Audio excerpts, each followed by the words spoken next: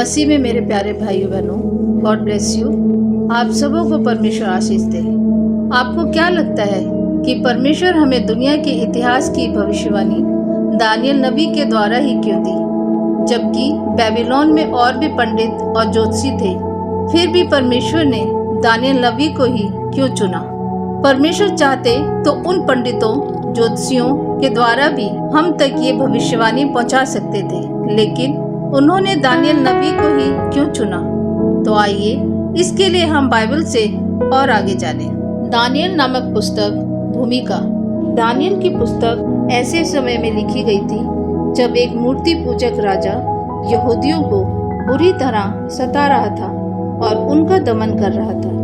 लेखक कई कथाओं और दर्शनों का वर्णन करके अपने समय के लोगों को उत्साहित करता और उनमें ये आशा जागृत करता है कि परमेश्वर इस तानाशाह को नीचा दिखाएगा और परमेश्वर के लोगों की सर्वोच्चता को पुनर्स्थापित करेगा। इस पुस्तक के दो मुख्य भाग हैं। पहला, दानियल और उसके कुछ साथी निर्वासितों से संबंधित घटनाएं। उन्होंने परमेश्वर में अपने विश्वास और उसकी आज्ञाकारिता के द्वारा अपने शत्रुओं पर विजय पाई।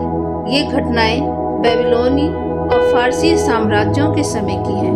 दूसरा, दानियल द्वारा देखे गए दर्शनों की श्रृंखलाएं जो प्रतीकों के रूप में बेबीलोन से आरंभ करके कई साम्राज्यों के क्रमिक उत्थान और पतन को प्रकट करते हैं तथा उस मूर्ति पूजक अत्याचारी के पतन और परमेश्वर के लोगों की विजय की भविष्यवाणी भी करते हैं। दानियल अध्याय 1 कुल आयत 21। दानियल और उसके मित्र। 4 युवक नबूकदनेस्सर की राजसभा में। यहूदा का राजा यहोयाकीम के राज्य के 3रे वर्ष में बेबीलोन का राजा नबूकदनेस्सर ने यरूशलेम पर चढ़ाई करके उसको घेर लिया। तब परमेश्वर ने यहूदा का राजा यहोयाकीम को परमेश्वर के भवन के कई पात्रों सहित उसके हाथ में कर दिया और उसने उन पात्रों को शिनार देश में अपने देवता के मंदिर में ले जाकर अपने देवता के भंडार में रख दिया। तब उस राजा ने अपने खोजों के प्रधान अशपनज को आज्ञा दी कि इजरायली राजपुत्रों और प्रतिष्ठित पुरुषों में से ऐसे कई जवानों को ला जो निर्दोष, सुंदर और सब प्रकार की बुद्धि में प्रवीण और ज्ञान में निपुण और विधान और राजमंदिर में हाजिर रहने की योग्य हो और उन्हें कसदियों के शास्त्र और भाषा की शिक्षा दे।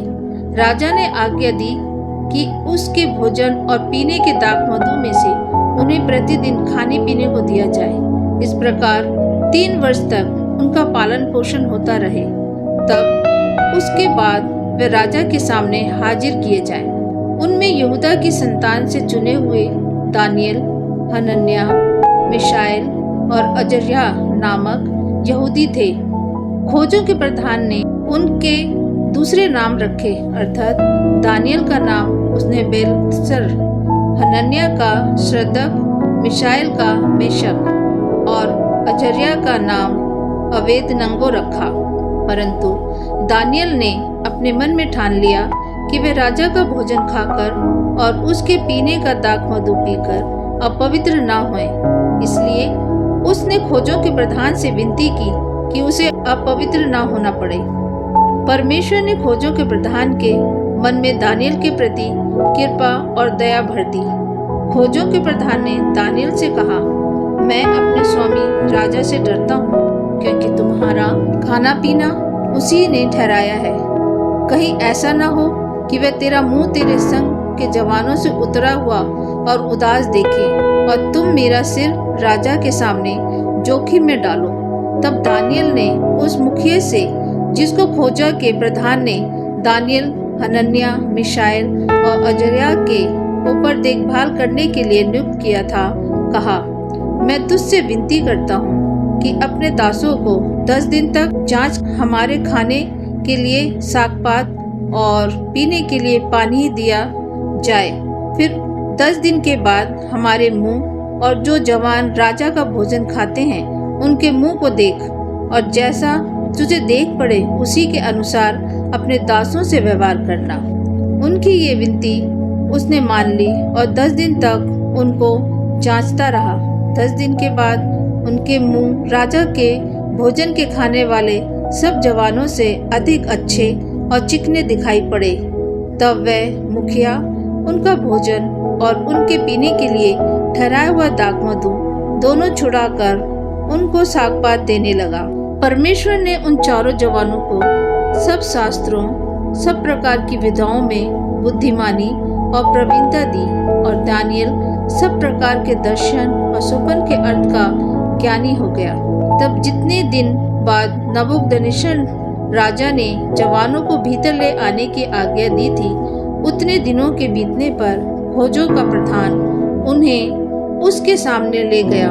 राजा उनसे बातचीत करने लगा और दानियल, हनन्याह, मिशाएल और अजर्या के तुल्य उन सब में से कोई न ठहरा। इसलिए वे राजा के सम्मुख हाजिर रहने लगे। बुद्धि और हर प्रकार की समझ के विषय में जो कुछ राजा उनसे पूछता था, उसमें वे राज्य भर के सब ज्योतिषियों और तांत्रियों से 10 गुना निपुण ठहरे थे। और दानियल क्रूसु राजा के पहले वर्ष तक बना रहा। आमीन। दानियल अध्याय 2 कुल आयत 49। नबूकदनेस्सर का स्वप्न। अपने राज्य के दूसरे वर्ष में नबूकदनेस्सर ने ऐसा स्वप्न देखा जिससे उसका मन बहुत ही व्याकुल हो गया और उसको नींद न आई। तब राजा ने आज्ञा दी कि ज्योतिषी, तंत्री, टोने और कसदी बुलाए जाए कि वे राजा को उसका स्वप्न बताएं। इसलिए वे आए और राजा के सामने हाजिर हुए। तब राजा ने उनसे कहा, मैंने एक स्वप्न देखा है और मेरा मन व्याकुल है कि स्वप्न को कैसे समझूं। तब कसदियों ने राजा से अरामी भाषा में कहा, हे राजा, तू चिरंजीवी रहे, अपने दासों को स्वप्न बता और हम उसका फल बताएंगे। राजा ने कसदियों को उत्तर दिया, मैं ये आज्ञा दे चुका हूँ कि यदि तुम फल समेत स्वप्न को ना बताओगे तो तुम टुकड़े टुकड़े किए जाओगे और तुम्हारे घर फुकवा दिए जाएंगे। पर यदि तुम फल समेत स्वप्न को बता दो तो मुझसे भांति भांति के दान और भारी प्रतिष्ठा पाओगे। इसलिए तुम मुझे फल समेत स्वप्न बताओ। उन्होंने दूसरी बार कहा, हे राजा, स्वप्न तेरे दासों को बताया जाए और हम उसका फल समझा देंगे।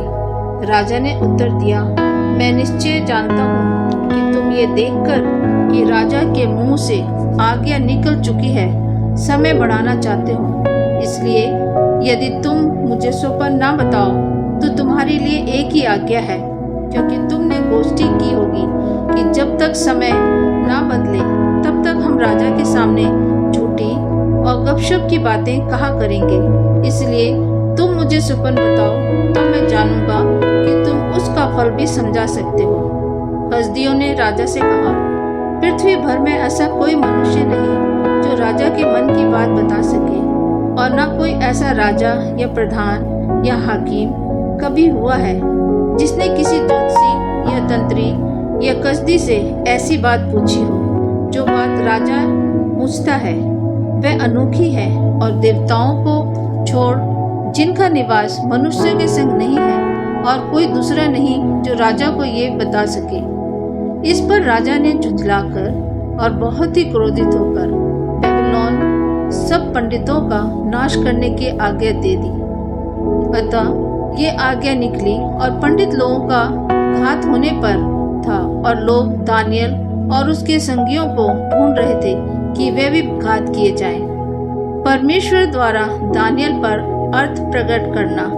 तब दानियल ने अंगरक्षकों के प्रधान आरोग्य से, जो बेबीलोन के पंडितों को घात करने के लिए निकला था, सोच विचार कर और बुद्धिमानी के साथ कहा और राजा के हाकिम आयोग से पूछने लगा, ये आज्ञा राजा की ओर से ऐसी उतावली के साथ क्यों निकली? तब आयोग ने दानियल को इसका भेद बता दिया। तब दानियल ने भीतर जाकर राजा से विनती की कि उसके लिए कोई समय ठहराया जाए ताकि वे महाराज को स्वप्न का फल बता सके। तब दानियल ने अपने घर जाकर अपने संगी हनन्याह, मिशाएल और अजर्या को ये हाल बताकर कहा, इस भेद के विषय में स्वर्ग के परमेश्वर की दया के लिए ये कहकर प्रार्थना करो कि बेबीलोन के और सब पंडितों के संग दानियल और उसके संगी भी नष्ट ना किए जाएं। तब वह भेद दानियल को रात के समय दर्शन के द्वारा प्रकट किया गया। तब दानियल ने स्वर्ग के परमेश्वर का ये कहकर धन्यवाद किया, परमेश्वर का नाम युगानुयुग धन्य है, क्योंकि बुद्धि और पराक्रम उसी के हैं। समयों और ऋतुओं को वही बदलता है, राजाओं का अस्त और उदय भी वही करता है। बुद्धिमानों को बुद्धि और समझ वालों को समझ भी वही देता है। वही गुण और गुप्त बातों को प्रकट करता है। वह जानता है कि अंधियारे में क्या है और उसके संग सदा प्रकाश बना रहता है। हे मेरे पूर्वजों के परमेश्वर, मैं तेरा धन्यवाद और स्तुति करता हूँ, क्योंकि तूने मुझे बुद्धि और शक्ति दी है, और जिस भेद का खुलना हम लोगों ने तुझसे मांगा था उसे तूने मुझ पर प्रकट किया है। तूने हमको राजा की बात बताई है। राजा को स्वप्न और उसके अर्थ का बताया जाना। तब दानियल ने आरोग्य के पास, जिसे राजा ने बेबीलोन के पंडितों का नाश करने के लिए ठहराया था, भीतर जाकर कहा, बेबीलोन के पंडितों का नाश ना कर, मुझे राजा के सम्मुख भीतर ले चल, मैं फल बताऊंगा। तब अर्योक ने दानियल को राजा के सम्मुख शीघ्र भीतर ले जाकर उससे कहा, यहूदी बंदियों में से एक पुरुष मुझको मिला है जो राजा को स्वप्न का फल बताएगा। राजा ने दानियल से, जिसका नाम बेल्तशस्सर भी था, पूछा, क्या तुझ में इतनी शक्ति है कि जो स्वप्न मैंने देखा है उसे फल समेत मुझे बताए? दानियल ने राजा को उत्तर दिया, जो भेद राजा पूछता है वह ना तो पंडित, न तंत्री, न ज्योतिषी, न दूसरे भावी बताने वाले राजा को बता सकते हैं, परंतु भेदों का प्रकट करता परमेश्वर स्वर्ग में है, और उसी ने नबूकदनेस्सर राजा को बताया है कि अंत के दिनों में क्या क्या होने वाला है। तेरा स्वप्न और जो कुछ तूने पलंग पर पड़े हुए देखा वो ये है। हे राजा, जब तुझको पलंग पर ये विचार आया कि भविष्य में क्या होने वाला है, तब भेदों को खोलने वाले ने तुझको बताया कि क्या क्या होने वाला है। मुझ पर यह भेद इस कारण नहीं खोला गया कि मैं और सब प्राणियों से अधिक बुद्धिमान हूँ, परंतु केवल इसी कारण खोला गया है कि स्वप्न का फल राजा को बताया जाए और तू अपने मन के विचार समझ सके। हे राजा, जब तू देख रहा था तब एक बड़ी मूर्ति देख पड़ी, और वह मूर्ति जो तेरे सामने खड़ी थी वह लंबी चौड़ी थी। उसकी चमक अनुपम थी और उसका रूप भयंकर था। उस मूर्ति का सिर तो चौके सोने का था, उसकी छाती और भुजाएं चांदी की, उसका पेट और जांघें पीतल की, उसकी टांगें लोहे की और उसके पांव कुछ तो लोहे के और कुछ मिट्टी के थे। फिर देखते देखते तूने क्या देखा कि एक पत्थर ने बिना किसी के खोदे आप ही आप उड़कर उस मूर्ति के पांवों पर लगकर जो लोहे और मिट्टी के थे उनको चूर चूर कर डाला। तब लोहा, मिट्टी, पीतल, चांदी और सोना भी सब चूर चूर हो गए, और धूप काल में खलिहानों के भूसे के सामान हवा से ऐसे उड़ गए कि उनका कहीं पता न रहा। और वह पत्थर जो मूर्ति पर लगा था वह बड़ा पहाड़ बनकर सारी पृथ्वी में फैल गया। स्वप्न तो यही हुआ, और अब हम उसका फल राजा को समझा देते हैं। हे राजा, तू तो महाराजा अधिराज है, क्योंकि स्वर्ग के परमेश्वर ने तुझको राज्य, सामर्थ, शक्ति और महिमा दी है, और जहाँ कहीं मनुष्य पाए जाते हैं वहाँ उसने उन सबों को और मैदान के जीव जंतु और आकाश के पक्षी भी तेरे वश में कर दिए हैं, और तुझको उन सब का अधिकारी ठहराया है। ये सोने का सिर तू ही है। तेरे बाद एक राज्य और उदय होगा जो तुझसे छोटा होगा, फिर एक और तीसरा पीतल का सा राज्य होगा जिसमें सारी पृथ्वी आ जाएगी। चौथा राज्य लोहे के तुल्य मजबूत होगा। लोहे से तो सब वस्तुएं चूर चूर हो जाती और पिस जाती हैं, इसलिए जिस भांति लोहे से वे सब कुचली जाती हैं उसी भांति उस चौथे राज्य से सब कुछ चूर चूर होकर पिस जाएगा। तूने जो मूर्ति के पांवों और उसकी उंगलियों को देखा, जो कुछ कुम्हार की मिट्टी की और कुछ लोहे की थी। इससे वह चौथा राज्य बटा हुआ होगा, तो भी उसमें लोहे का सा कड़कपन रहेगा, जैसे कि तूने कुम्हार की मिट्टी के संग लोहा भी मिला हुआ देखा था। जैसे पांवों की उंगलियां कुछ तो लोहे की और कुछ मिट्टी की थी। इसका अर्थ ये है कि वह राज्य कुछ तो दृढ़ और कुछ निर्बल होगा। तूने जो लोहे को कुम्हार की मिट्टी के संग मिला हुआ देखा, इसका अर्थ ये है कि उस राज्य के लोग एक दूसरे मनुष्य से मिले जुले तो रहेंगे, परंतु जैसे लोहा मिट्टी के साथ मेल नहीं खाता, वैसे ही वे भी एक न बने रहेंगे। उन राजाओं के दिनों में स्वर्ग का परमेश्वर एक ऐसा राज्य उदय करेगा जो अनंत काल तक न टूटेगा और न वह किसी दूसरी जाति के हाथ में किया जाएगा, वरन वह उन सब राज्यों को चूर चूर करेगा और उनका अंत कर डालेगा, और वह सदा स्थिर रहेगा। जैसा तूने देखा कि एक पत्थर किसी के हाथ के बिन खोदे पहाड़ में से उखड़ा और उसने लोहे, पीतल, मिट्टी, चांदी और सोने को चूर चूर किया, इसी रीति महान परमेश्वर ने राजा को बताया है कि इसके बाद क्या क्या होने वाला है। न शोभन में और न उसके फल में कुछ संदेह है। राजा द्वारा दानियल का सम्मान। इतना सुनकर नबूकदनेस्सर राजा ने मुंह के बल गिरकर दानियल को दंडवत किया और आज्ञा दी कि उसको भेंट चढ़ाओ और उसके सामने सुगंध वस्तु जलाओ। फिर राजा ने दानियल से कहा, सच तो ये है कि तुम लोगों का परमेश्वर सब ईश्वरों का ईश्वर, राजाओं का राजा और भेदों का खोलने वाला है, इसीलिए तू ये भेद प्रकट कर पाया।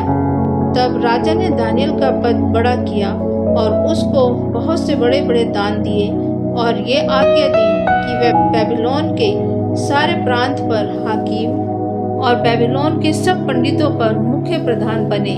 तब दानियल के विनती करने से राजा ने दर्शक, मेशक और अबेदनगो को बेबीलोन के प्रांत के कार्य के ऊपर नियुक्त कर दिया, परंतु दानियल स्वयं राजा के दरबार में रहा करता था। आमीन। अभी हमने दानियल अध्याय 1 और 2 के वचनों में राजा के स्वप्न के बारे में पढ़ा। अब आइए हम राजा के स्वप्न को विस्तार से दानियल नबी के अर्थ के द्वारा समझेंगे। दानियल अध्याय 2 नबूकदनेस्सर राजा के स्वप्न का वर्णन करता है। नबूकदनेस्सर राजा का स्वप्न भविष्य में होने वाली घटनाओं के बारे में बताता है।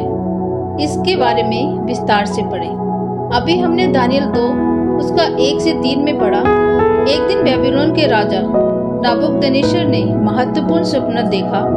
हालांकि जब वह सुबह उठा, वह उसकी याद नहीं कर सकता था। राजा नबूकदनेस्सर ने आज्ञा दी कि बेबीलोन के सारे ज्योतिषी बुलाए जाएं, ताकि वे राजा को उसका स्वप्न बताए, परंतु वह उसे नहीं बता सके। केवल परमेश्वर के नबी दानियल ने स्वप्न और उसका अर्थ सही तरह से बताया। आइए हम देखें कि दानियल ने स्वप्न का अर्थ कैसे बताया। अगर हम दानियल अध्याय 2 उसकी आयत 27 से 30 तक पढ़ें, तो यहाँ पर भविष्य में क्या क्या होने वाला है का मतलब है कि ये स्वप्न एक भविष्यवाणी है। आइए हम स्वप्न देखेंगे। दानियल अध्याय 2 आयत 31 से 33। बेबीलोन के राजा का स्वप्न 4 प्रकार के धातु से बनाई गई मूर्ति के बारे में था। आइए इसके बारे में दानियल की व्याख्या देखेंगे। दानियल अध्याय 2 36 से 38। पहले सोने का सिर नबूकदनेस्सर बेबीलोन को दर्शाता है, इसलिए दानियल ने कहा कि सोने का सिर राजा नबूकदनेस्सर है। और दानियल 2 का 39 से 40। 4 प्रकार के धातु 4 राज्यों को दर्शाते हैं जो एक एक करके उदय होंगे। बेबीलोन से शुरू करके चांदी का राज्य, पीतल का राज्य और लोहे का राज्य उस क्रम में उदय होगा। इन 4 धातुओं की विशेषता ये है कि मूर्ति के नीचे की ओर जाते जाते 4 धातु की ताकत मजबूत होती जाती है। चांदी सोने से ज्यादा मजबूत है, पीतल चांदी से ज्यादा मजबूत है और लोहा पीतल से ज्यादा मजबूत है। इसका अर्थ है कि पहले वाले से ज्यादा शक्तिशाली राज्य एक एक करके उदय होगा। तब चांदी का सा राज्य क्या है? चांदी का राज्य वो राज्य है जिसने बेबीलोन को पराजित किया। इतिहास में मादी फारस ने बेबीलोन को हराया, इसलिए मादी फारस चांदी का सा राज्य है। पीतल का सा राज्य क्या है? इतिहास में मादी फारस यूनान के द्वारा पराजित किया गया, इसलिए पीतल का सा राज्य यूनान है। यूनान सिकंदर महान के द्वारा स्थापित किया गया था। सिकंदर ने यूरोप, एशिया और अफ्रीका तक के प्रदेशों पर यूनान साम्राज्य स्थापित किया था। इसके बाद लोहे का सा राज्य क्या है? इतिहास में यूनान रोम के द्वारा पराजित किया गया, इसलिए लोहे का सा राज्य रोम है। रोम यूरोप के इतिहास में सबसे शक्तिशाली राज्य था, इसलिए रोम का लोहा कहा गया है, जो 4 धातुओं में से सबसे मजबूत है। यद्यपि रोमन साम्राज्य इतना मजबूत था, फिर भी वो हमेशा के लिए नहीं रहा, क्योंकि बाइबल ने भविष्यवाणी की थी कि रोम विभाजित किया जाएगा। दानियल अध्याय 2 आयत 41। तूने जो मूर्ति के पांव और उनकी उंगलियों को देखा, जो कुछ कुम्हार की मिट्टी की और कुछ लोहे की थी, इससे वह चौथा राज्य बटा हुआ होगा। ये भविष्यवाणी चौथे राज्य रोम के बारे में है।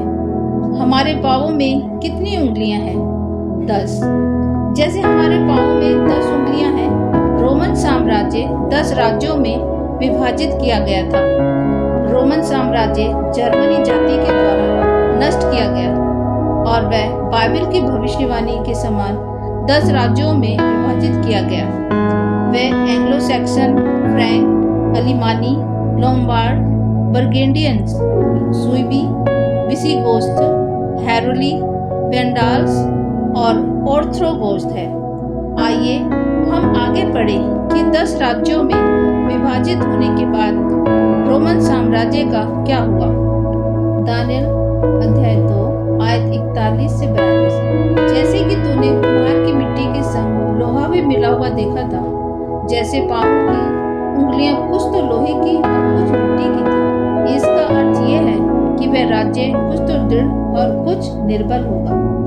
इसका अर्थ क्या है कि पांवों की उंगलियां कुछ तो लोहे की और कुछ मिट्टी की थी। इसका अर्थ यह है कि 10 राज्यों में कुछ राज्य लोहे के समान दृढ़ हैं और कुछ राज्य मिट्टी के समान निर्बल हैं। आइए हम अगली भविष्यवाणी देखें। दानियल अध्याय 2 आयत 43। तूने जो लोहे को कुम्हार की मिट्टी के संग मिला हुआ देखा, इसका अर्थ यह है कि उस राज्य के लोग एक दूसरे मनुष्य से मिले जुले तो रहेंगे, परंतु जैसे लोहा मिट्टी के साथ मेल नहीं खाता, वैसे ही वे भी एक ना बने रहेंगे। इसका अर्थ क्या है कि लोहा मिट्टी के साथ मेल नहीं खाता, वैसे ही वे भी एक ना बने रहेंगे। ये भविष्यवाणी है कि 10 राज्य एक साम्राज्य बनाने की कोशिश तो करेंगे, पर वे असफल रहेंगे। रोमन साम्राज्य के नष्ट होने के बाद यूरोपीय देशों को एक साम्राज्य बनाने के बहुत से प्रयास किए गए हैं, फिर भी जैसे बाइबल में भविष्यवाणी की गई है, वे आज तक एक नहीं बन सके। उदाहरण के लिए नेपोलियन और हिटलर ने युद्ध के द्वारा यूरोप को एक करने की कोशिश की, फिर भी क्या यूरोप एक हुआ? चाहे वो अस्थायी रूप से एकजुट होता दिखाई पड़ा, फिर भी वह बाद में और भी ज्यादा विभाजित किया गया। अब तक वे यूरोपीय समुदाय से लेकर यूरोपीय संघ तक बनते हुए एक होने के लिए कोशिश कर रहे हैं, परंतु वे देश जो प्राचीन रोम से उत्पन्न हुए हैं कभी एक नहीं होंगे, क्योंकि ये भविष्यवाणी की गई थी कि जिस तरह लोहा मिट्टी से एक नहीं हो सकता, वैसे ही वे एक नहीं होंगे। जैसे कि हमने पढ़ा है, दुनिया का इतिहास परमेश्वर की भविष्यवाणी के अनुसार घटित होता आ रहा है। आमीन।